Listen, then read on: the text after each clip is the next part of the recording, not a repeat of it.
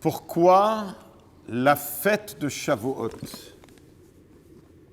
est aussi grande? Zohar, il nous dit que Shavuot, c'est mamash, c'est la plus grande fête.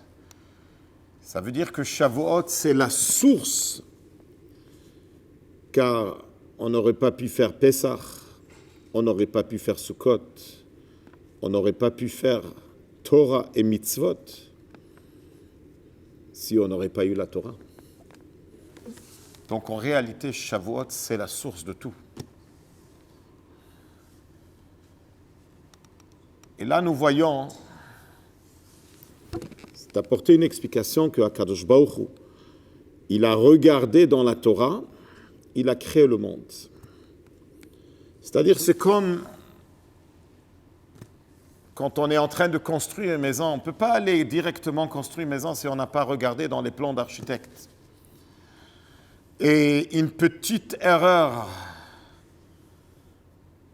dans les plans d'architecte va nous coûter beaucoup plus cher quand on va construire.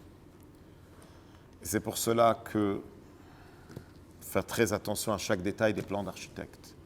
Mais ça, c'est bon pour un être humain. Mais est-ce que Dieu, il a vraiment besoin des plans? Est-ce que Dieu, il est capable de faire une erreur? Pourquoi il fallait avoir ces plans?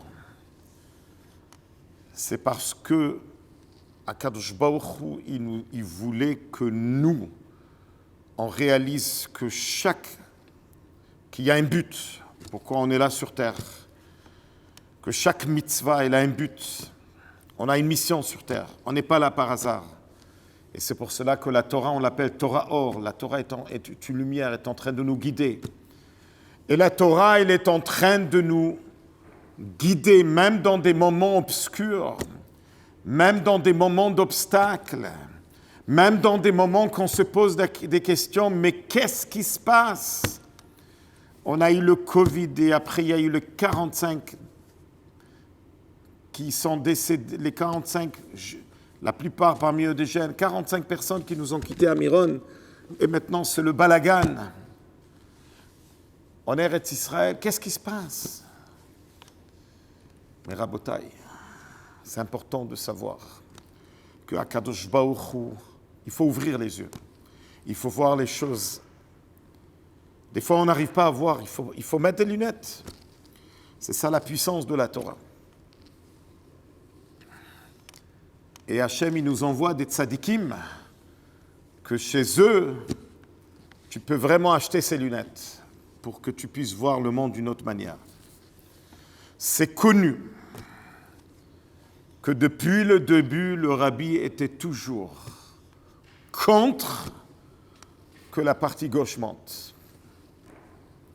Le rabbi était toujours qu'il faut qu'il ait la partie droite qui tient comme valeur l'importance de la terre de Eretz HaKodesh. Le rabbi était toujours qu'on n'a pas le droit de donner un petit morceau de la terre. Et depuis l'année 1967 que le rabbi est en train de hurler de peine, en train de dire « mais pourquoi vous voulez redonner ?» Et il disait que le jour que vous allez commencer à donner, vous n'allez pas approcher la paix, vous allez approcher une guerre. On a trouvé un discours que le rabbi a donné en 1973. Le rabbi, il dit, d'un côté, on donne de grands remerciements à Dieu parce qu'on a eu le kotel, et de l'autre côté, on veut faire un rapprochement, que ce rapprochement, c'est pas encore le temps de cela. C'est incroyable que lundi, qui vient de passer, c'était le jour où il y avait un gouvernement avec la partie gauche qui devait monter. Tout est tombé à l'eau. Ça, c'est Akadosh Baruch Hu qui envoie un message, comment il faut faire attention à Eretz HaKodesh. Alors, il faut juste ouvrir les yeux et voir. Il faut ouvrir les yeux et voir combien de miracles se passent aujourd'hui. Il y avait une jeune fille qui s'appelle Oriane Ben Moshe. Elle a à peine 3 ans. Et malheureusement, elle se fait attaquer par un missile. Et ce missile rentre dans le nerf essentiel de son cou. Derrière elle s'arrête un couple. Sort Madame Galia Levy, qui a un foulard sur sa tête. Elle voit que l'enfant est en danger, elle sort ce foulard, elle bloque le sang, elle-même une maman de 8 enfants. Et 2 minutes après qu'ils sont sortis de la voiture, il y a un missile qui tombe sur sa voiture. Alors elle raconte, moi je suis sortie pour sauver cette petite, mais en réalité, moi et mon mari, on a été sauvés.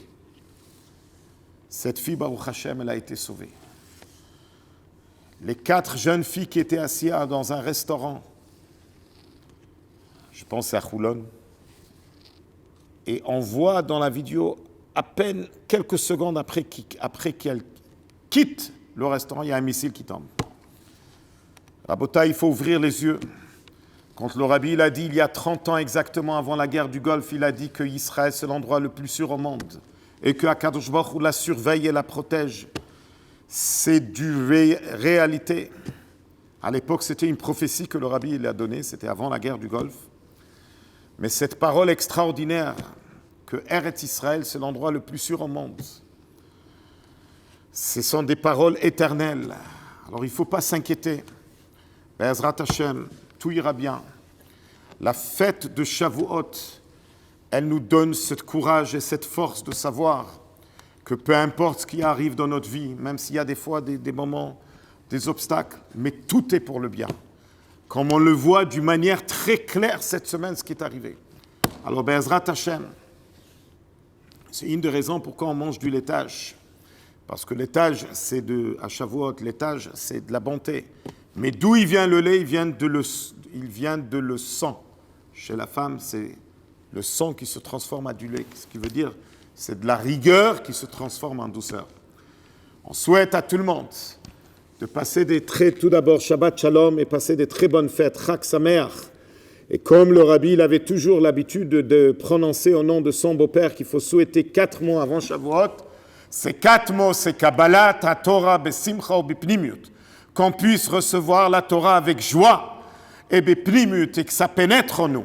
Parce que cette année, encore une fois, lundi matin, Akadosh Baruch Hu, il donne de nouveau la Torah. C'est ça la beauté dans les fêtes juives. Nous, on n'est pas en train de célébrer symboliquement du passé. On est en train de célébrer du présent. Et c'est pour cela que c'est important que tout le monde soit présent au moment qu'on lit les 10 commandements, hommes, femmes et enfants et même bébés. Parce que Akadosh Baruch Hu, il a dit qu'au moment qu'on va lire les 10 commandements, je donne de nouveau la Torah. Donc il faut se préparer. Et se préparer, c'est par l'étude de la Torah. Donner du temps pour le plus beau cadeau qu'Akadosh Baruch Hu nous a donné. Et de prendre sur soi-même, de s'accrocher, de s'attacher encore plus à la Torah. Et de savoir que les enfants, c'est eux notre garantie. Et c'est comme ça qu'on va mériter, Be'ezrat Hashem, l'arrivée de Mashiach Tzidkenu, on va mériter les secrets de la Torah. Que Hashem, qu'on souhaite que Hashem nous donne cette année, au moment qu'il va nous donner la Torah. Donc n'oublions pas, lundi, c'est un moment précieux qu'il faut être présent pour écouter les 10 commandements. Et on va clôturer avec une chanson qu'on chantait au Maroc en 1982 dans la colonie de vacances que mon père, Zichrono Livracha, a organisée, où on explique l'importance de la garantie des enfants. Au roman Sinaï, nous avons été, chacun de nous fier et prêt, en attendant le don de la Torah, une garantie Hachem demanda. Plusieurs réponses insatisfaisantes jusqu'à celles concernant les enfants. Banez-nous, Arevim, badez-nous, nos enfants sont garants pour nous. C'est l'importance d'une bonne éducation, de Torah mitzvot avec attention. Alors la promesse s'accomplira et la Géoula s'approchera. Shabbat Shalom et Chag Sameach. Et s'il vous plaît, pour protéger nos frères et sœurs en Israël, ça sera une grande chose que chacun et chacune en prend sur nous, de faire attention, de respecter la fête, ces 2 jours de fête qui commencent à partir de dimanche soir jusqu'à mardi soir, qu'on les respecte comme il faut. Et Akadosh Baruch Hu, il va avoir pitié de nous et il va protéger Am Israël. Et on va mériter l'arrivée de Mashiach Tzidkenu, en particulier que cette année, ce n'est pas juste une année de don de la Torah, c'est une année avec un chiffre très particulier, 3333 ans qu'on a reçu la Torah. Chag Sameach.